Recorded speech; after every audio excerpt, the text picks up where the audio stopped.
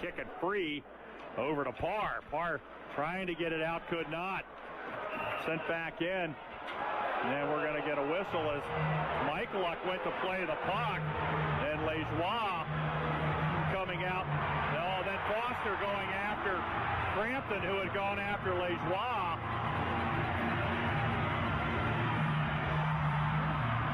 Now Crampton and Foster wrapped up in a headlock. Gloves aren't completely off here, but here we go now. Foster doesn't want to do it.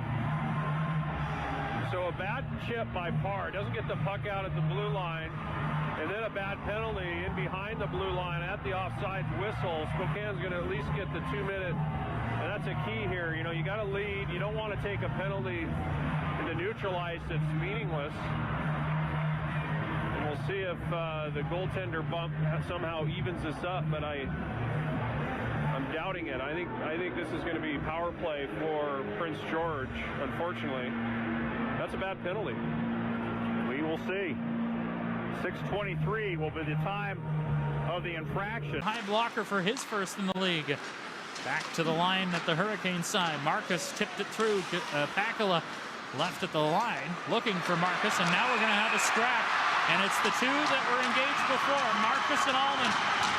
And Allman just tackled Marcus to the floor. So not much of a fight there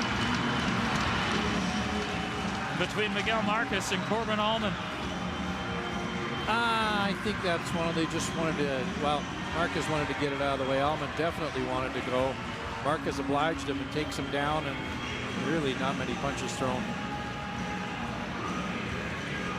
So what was a 2-minute sit in the penalty box will turn into a 5-minute sit in the box for Miguel Marcus and Corbin Allman, who, take note, if there's a lightweight bout again, it appears to be a lefty, Corbin Allman, who got a couple of shots in with his left arm.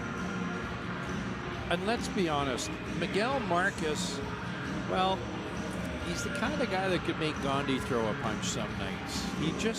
He has a unique way of getting. CHL top prospects game comes in, shot blocked, back to Basha, trying to center, no one home, and it carries all the way down the ice. Atlee Calvert hustling down, trying to be first man on it, and behind the play we got Lucas Brenton and Rhett Parsons sizing up at center ice as they get ready to go. Couple of 20-year-olds, both wearing number 3 in tights. No one landed anything right now. Now Brenton just missing with the right hand. Parsons missing with the right, trying to work some jabs now. They're holding on. Brenton lands a hard right hand. Parsons keeps going. In tight, locked up.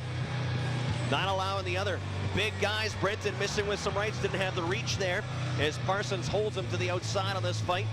Parsons trying to go with the uppercut, missed on that. Here comes over the tight. Brenton pops him off.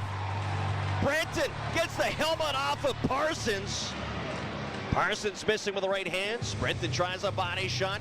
Brenton lands another right hand.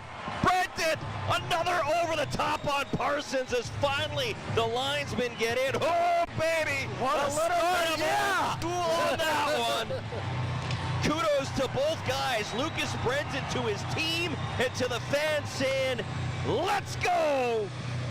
57 seconds into the hockey game. I didn't see how it started. I was watching Atlee Calvert chase the puck. Too. Next thing I could see out of the peripheral vision was gloves are flying, 2 big bulls ready to go. What a start. Pretty good tilt. You don't see ones like that too often. Both guys did a great job trying to get their team into it. I think Brenton, you'd have to give the scorecard to him. More shots. Kindle, little chip to the Brandon blue line. Now Yavin to play it the other way. Gorzinski blocked it. He gets checked from behind by Johnston right into the linesman. Gorzinski gets up, gives Johnson a shot. Now over comes Botcherov, says, let's go. Johnson says, all right. Gloves are off. And a scrap underway inside the Brandon blue line between Pavel Botcherov and Nicholas Johnson of the Brandon Wheat Kings. And both players hit the ice. Botcherov, a great teammate, did not like the contact that was delivered by Johnson and wanted to hold him accountable. Well, that's something that carried over from the U.S. division. Botcherov spending time with Tri-City. Johnson acquired in the Danielson's trade with the Portland Winterhawks, Brad. So here they are at the Saddledome playing for Calgary and Brandon respectively. Of course, Zinski was willing to get involved with Johnson, but the age difference pretty big there. And Botov identifying that one, going, 20 seconds left in the Rebels' car star penalty kill. 8:27 left to go in the third. They lead 6-2 as the puck trickles in on Witzke.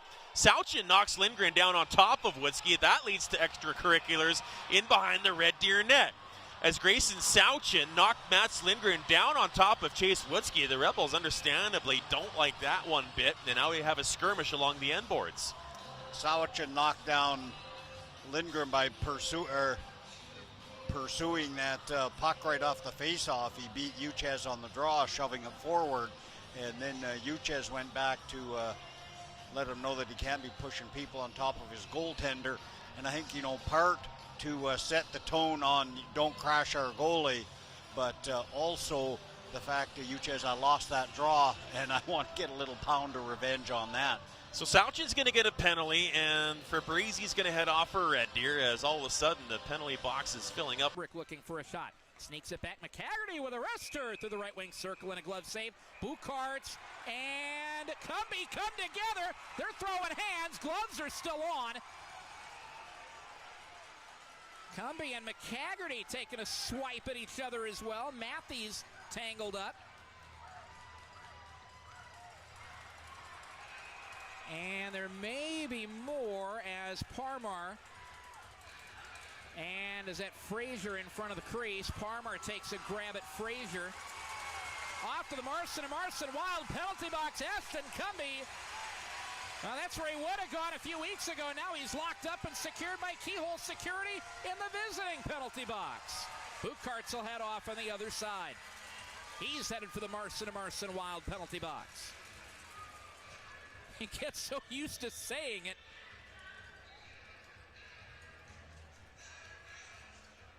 This will just be roughing calls all around here with 17:36 left in the third. We'll play four-side. On the left wing side, puck deflects over the glass and out of play as Sabo and Hunter Mayo exchange pleasantries after the whistle. And it looks like those two guys, and maybe more as we get more shenanigans after the whistle. Looks like at the very least, Sabo and Mayo are going to head to the penalty box. In the first kind of flare-up, there's been a couple of hits, but not, I think the most noticeable, you had mentioned Hodnett had come back with a high hit on Hunter Mayo. But when you're 5'8", hitting, retaliating in a 6'4" guy, the referee gives you a whole bunch of leeway. And unless it's quite an egregious error, he's just going to say, I didn't see that. And Hunter Mayo didn't seem all that fazed by it. So it's one of those things that in the course of the game, let's keep it going. And this little flare-up we just... Cross-ice pass tipped out by Spencer. And look out, Wilson just got all of Carter Daranowski in a vulnerable spot. That's going to draw a crowd. And for the second time this period, Carter Daranowski taken to the ice. And has not attempted to get up as of now. And Joe Arnson taking exception, or trying to, after that collision, which felled Daranowski. Yeah, the best way to put it is a vulnerable position. I don't know if it's that a crazy hit or intent to hurt, but it's just caught himself at a bad angle. And a lot of players will ease up a little on that. He obviously didn't. And I don't know. Over to Chevdayoff from the red line, fires it in as the Chiefs will change.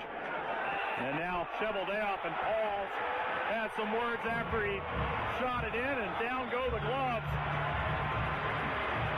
Right at center ice. Chevdayoff lands the first shot. Pauls leading with left. Chevdayoff came back with a left. Chevdayoff lands from right. Chevdayoff lands another one, trying to get his helmet. Ball showed up big right there on Pauls. Another one, landing a couple, and Pauls is in trouble. And here comes the linesman.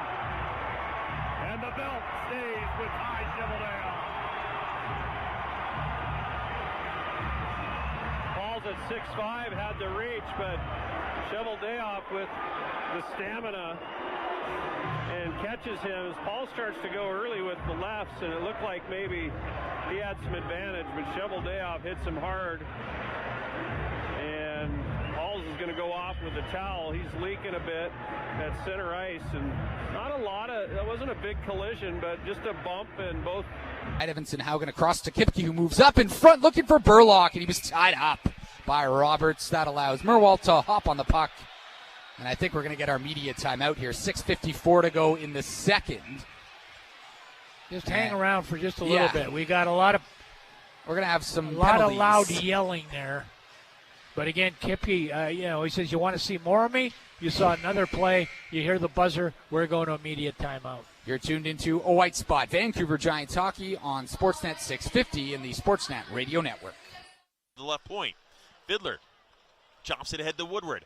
Down low. Finley on the goal line. Shot. Witzke save. Finney gets another whack in there, and then he's hauled to the ice after he got a good whack on Chase Witzke, who made the save down low. I think the Rebels are going to get a penalty out of this, unfortunately. I think it'll be Jace Weir, whether they call it roughing, hooking, holding. I think they're going to take both as the indication, as Finney's going to get called for the slash on Witzke, and Weir is going to get the 2 minutes for the takedown. Yes, and Oil Kings are doing a good job moving the puck right across the blue paint and keeping it there, battling on it. Witzke, 2 very good saves with his pads down low on a couple of scrambles. So 1:01 to go in the Edmonton power play, which now becomes a 4-on-3. To Martin it goes. Backhands ahead for Streak. He's not going. Oh, Streak taken head first into the wall. Then a penalty coming here. Boy, Martin and Weinstein both wanted to get the piece of Dalhanyuk after that hit on Streak. Boy, that was a dangerous play there. This is going to be, in my eyes, curious to see whether this is just a 2-minute or not. Yeah, he's showing 5-on-4. We know that, but I think it's just going to be a 2-minute cross-check. 2.